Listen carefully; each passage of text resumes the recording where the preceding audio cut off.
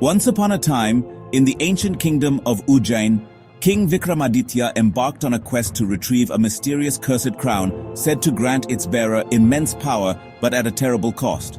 A wise sage had warned him that the crown was hidden deep in a dense forest guarded by the mischievous spirit, Vetal.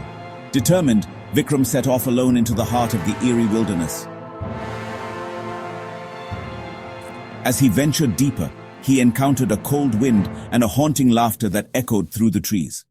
He soon found Vetal, who hung upside down from a gnarled tree, holding the crown in his spectral hands. Vetal, King Vikram, so you seek the cursed crown. But retrieving it won't be so simple. Carry me on your back to the royal palace, and I will test your wisdom with a riddle. If you speak, I will return to this tree. If you remain silent, the crown will be yours. Vikram nodded, lifting the ghostly Vetal onto his back. As they walked through the forest, Vetal began his tale. The Tale of the Merchant's Revenge. Vetal, long ago, a wealthy merchant Sohan was betrayed by his closest friend Arjun, who falsely accused him of treason. Sohan lost everything, his wealth, his honor, and his family. Years later, Sohan devised a cunning plan for revenge. He invited Arjun to a feast, claiming he wanted to reconcile. During the feast, Arjun was served a poisoned drink, but as Arjun raised the cup to his lips, he noticed a peculiar smile on Sohan's face. Suspicious, Arjun cleverly switched their cups. Sohan, realizing what had happened, hesitated. Who truly deserved the poisoned drink, King Vikram? Was it Sohan for plotting revenge, or Arjun for his betrayal? Vikram thought deeply as they continued walking. The forest grew darker and the air colder. Finally he replied, Vikram, Sohan's act of revenge was wrong, for two wrongs do not make a right. But Arjun's betrayal was the root cause of this tragedy. Yet both were blinded by their emotions, failing to see the path of forgiveness. Vetal cackled and flew back to the tree.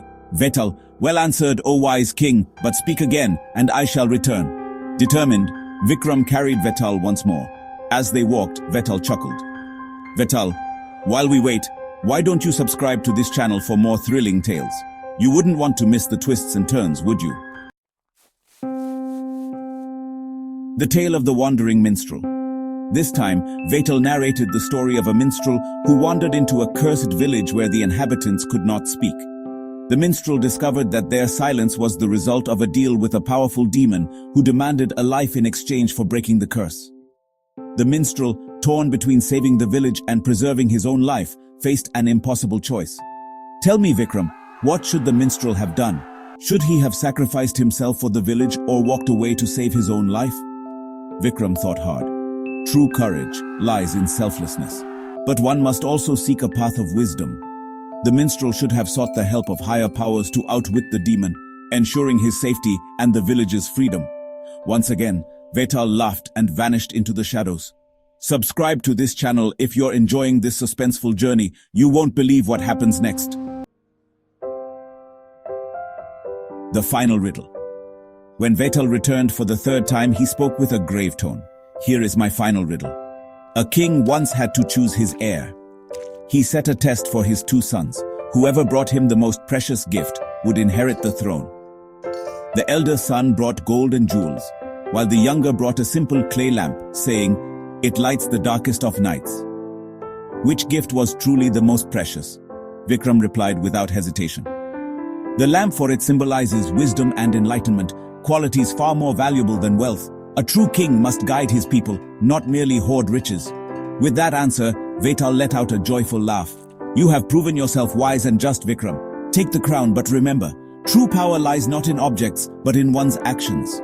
As Vikram held the crown, it shimmered and dissolved into golden dust, lifting the curse that had plagued the forest. He returned to his kingdom, wiser and stronger. Moral of the story: true power and greatness come not from material possessions, but from wisdom, selflessness, and righteous action. And before you leave, don't forget to subscribe to the channel for more fascinating tales.